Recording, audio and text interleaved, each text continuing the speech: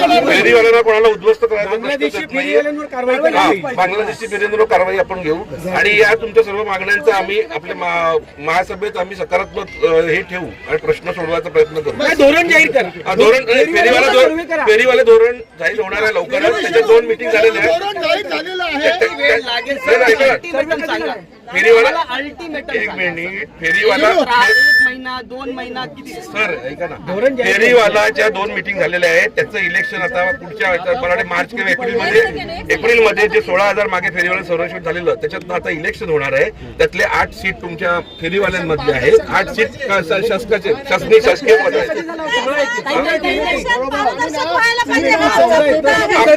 आपलं जसं आपलं जसं इलेक्शन होतं तसंच होणार आहे. पारदर्शक प्रत्येक प्रभागात आपलं वोटिंग होणार आहे आणि त्याप्रमाणे प्रभाग समिती वाईज त्याचे आपले निवडणूक निर्णय अधिकारी मोठे साहेब आहेत. त्यांचे ते पण तुम्हाला ती माहिती देतील. 8 आहेत म्हणजे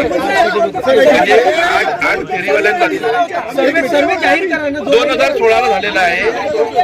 अरे ऐका ना 2 मिनिटं साहेब आमचा प्रश्न एकच आहे. पहिलं जे फेरीवाल्यांचं जे धोरण आहे हे धोरण जाहीर झालं पाहिजे. त्या धोरणामध्ये काय नक्की आहे मेन्शन ते आपल्याला कळेल. धोरण जाहीर होण्यासाठी फेरीवाल्यांचे प्रतिनिधी लागतात. त्याचंच इलेक्शन आहे.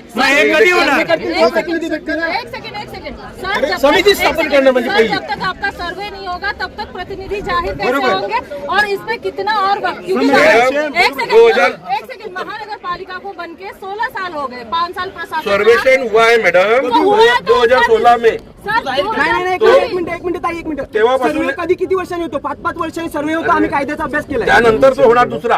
हा प्राथमिक सर्वे झालेला आहे. 5 वर्ष राहून गेली ना. पहिला सर्वे करा. आता मला जेवढी माहिती आहे जेवढी सांगितलेली आहे तुम्हाला त्याचं लेखी उत्तर उद्या मिळेल सर्व. हॅलो मित्रांनो एक लक्षात घ्या. हॅलो जरा शांत राहाल का जरा प्लीज मित्रांनो एक लक्षात घ्या. आज आपण निवेदन दिलेलं आहे. उद्या वाटल्यास एक शिष्टमंडळ आपण माननीय जे मोठे साहेब आहेत त्यांच्याबरोबर बसा आणि ते उद्या सकाळी पत्र देतील. उद्या सकाळी तसं पत्र द्या. आता आम्हाला पत्र द्या.